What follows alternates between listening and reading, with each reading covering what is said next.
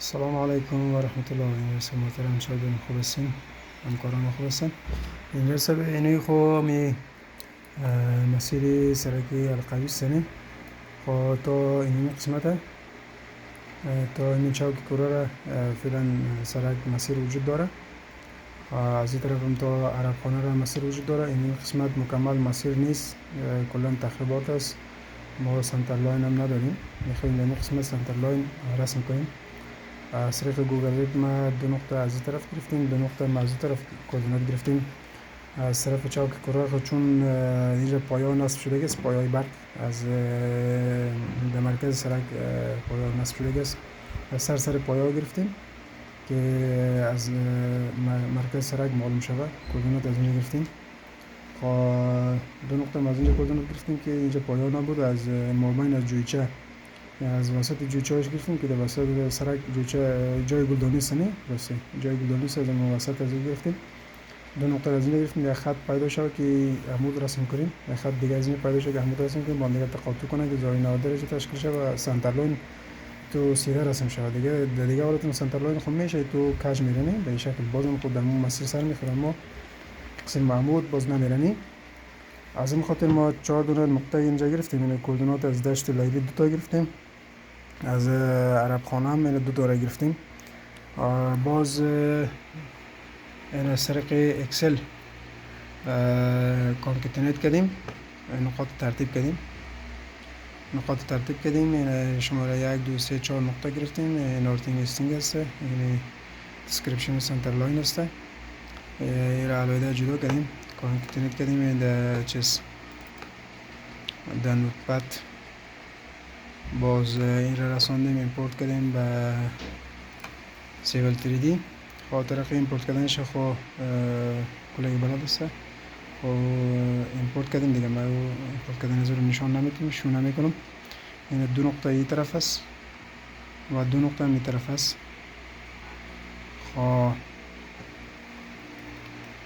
این نقاط با هم دیگر وصل میکنیم. گرچه طریق وصل کردن نقاط اگر 500 کیلومتر باشه یا زیاد باشه از خود یک شارتکت داره. باز دیگه انتر کردن با هم دیگر نقاط وصل میشه، علایمتش هم همچنان. اگر 1000 کیلومتر باشه 500 کیلومتر باشه یک شارتکت داره. باز از اون شارتکت فعلا استفاده میکنیم. 4 نقطه یک است دیگه، از این طریق ساده استفاده میکنیم. دستی ال انتر، این نقطه رو با این نقطه دیگه وصل میکنیم.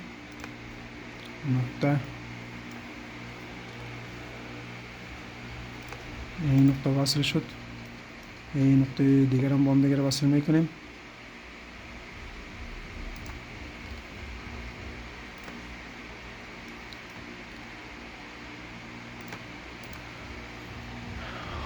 قسمی که مشاهده میکنین یک طرفش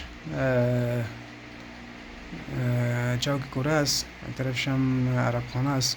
از طریق یک خط یا پولی لاین باشه یا اکستریم لاین باشه با هم دیگر وصل میکنیم که تقاطع کنه با هم دیگر و یک مسیر سنتر لاین عمودی کاملا پیدا شود. اکس ال انتر میکنیم، اکس ال انتر و اینجا چیز میکنیم. باید اچ انتر یا وی انتر نمیکنیم به خاطر که کاملا عمودی و افقی رسم میکنه. از طریق انگل رسم میکنیم. ای انتر، انگل هم تحت یک زاویه نمیتیم به خاطر که ما نمیفهمیم که خط ما تحت کدام زاویه قرار داره. این بر ما معلوم نیست. این رو چی میگیریم؟ یک رفرنس میگیریم، آر انتر.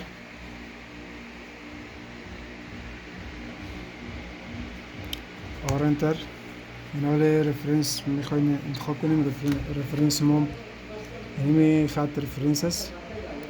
رفرنس گرفتیم، انتر. از وسطش از هر جاش که باشه کلیک کنیم، خط رسم میشه. اینو این خط رسم شد، دیگهش هم باید این خط رسم کنیم. باید کلیک کردیم، پس گزینه آمد. از طریق یک نقطه اینجا و یک نقطه دیگه اونجا رسم کنیم که کاملا عمود شود. خب قسمی که میبینین نقاط هم دیگه رو تقاطع کرده. ما جایی که ضرورت نداریم رو ترم میکنیم. TR دبل انتر،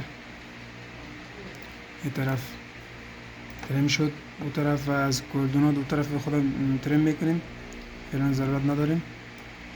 ها این طرف هم ترم میکنیم. قسمی که مشاهده میکنید اینجا تحت زاویه 90 درجه رسم شده. ما زاویه‌ش هم دیگه چک کنیم. سیویل 3D رو به اتوکاد تبدیل کنیم، زاویه‌ش تعیین کنیم. خب انگلر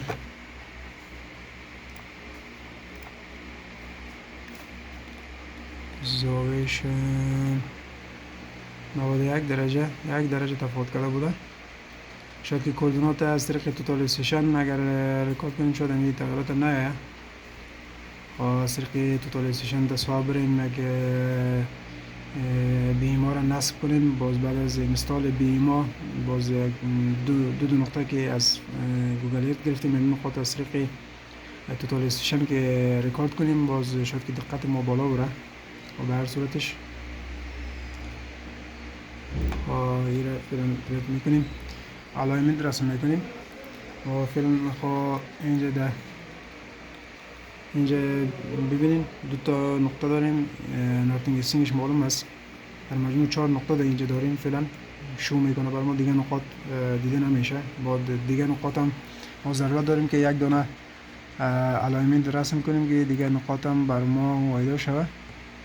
سیویل 3D تبدیلش کردیم. خب باز میریم الاینمنت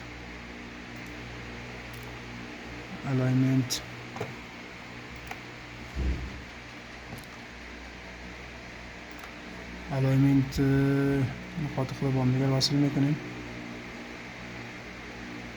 این نقطه اینجا تقاطع است، یکی دیگه اینجا تقاطع است، یکی دیگه هم اینجاست. قسمی که میبینه از همین جایی که ما کوردینات گرفته بودیم، مثلا دشت لیلی هم قسمت هم پایای نزدیکای چوک بود دیگه، از اونجا گرفته بودیم تا این طرف عرب خانه هم تا اینجا 7 کیلومتر شده، 7 کیلومتر و 280 شده.